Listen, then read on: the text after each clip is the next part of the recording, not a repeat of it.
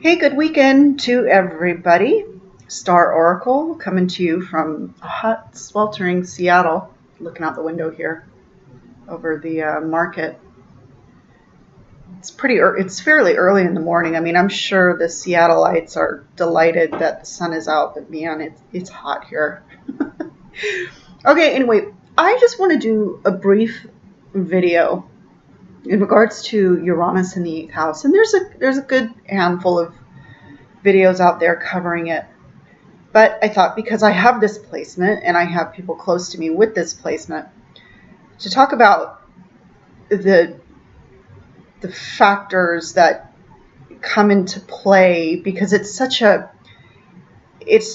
polarity of the positive and the negative, and more than likely just because Uranus in its archetype of it being unpredictable, innovative, quirky, out there, sideways sort of feel. Thought I'd cover this. So for all my folks who chime in anyway, 8th house people, we all know, the themes of the home itself, right?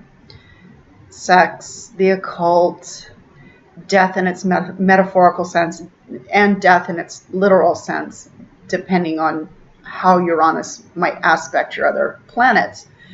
Resources, transformation again. So anyway, you guys know what's contained in the 8th house, and we'll leave it there. So with Uranus there, we'll start with resources. You can have either or meaning great luck with monetary gain, or sometimes they could just all be snatched away in the blink of an eye, because of, I don't know, let's say you just screwed up on your taxes 6 years ago, completely forgot about it, and now Uncle Sam is sending you the white envelope in your mailbox. Okay, no bueno. So it's sort of unexpected things like that. Funny enough, I did some research, and you do see lottery winners with Uranus in the 8th house. Now, is that me telling you to go get addicted to, Powerball and Super Lotto? No, that's not me telling you that. I just found that interesting that people who had, I believe it was 2nd, 5th, and 8th Uranus placement were a large chunk of lottery winners. I just thought that was interesting. Uranus in the 8th house can point to possibly your father coming into money or losing, and never regaining that. Because of that sort of resources or joint resources, hopefully you're smart enough. And I've said this before in videos, whether you are male or female, that if you have heavy 8th house placements, you truly need to consider taking a look at sharing your joint resources. And that is not me saying that because I want you to be greedy. No, it isn't. Where marriage is love and great, marriage is a business contract, and you need to be careful of that. You need to cover your ass. Because things can go wrong, and you could be completely without. And that's both sides of the spectrum, whether male or female. So getting back to another theme in the 8th house in concerns to Uranus is the sexual part of it. So because Scorpio kind of resides over the sacral chakra, right? That can point to the occult with sex magic. It can also point to the downfall of folks that I actually do know, can have like defunct sexual parts. There's it also rules like STDs, women that I've known, miscarriages, unfortunately stillbirths, female problems, reproductive problems, male friend with prostate cancer. So it's all that sort of very unpredictable, sort of below the belt, sacral Scorpio stuff, that things of unpredictability can happen. And now the upswing with Uranus being that kind of eclectic, funky, weird, innovative flavoring, I guess, it gives you kind of great vision, especially, if you're geared towards things that are more outside of the norm. You think in terms of Uranus, like electricity or engineering, or anything that's kind of outside of the typical realm of, beauty or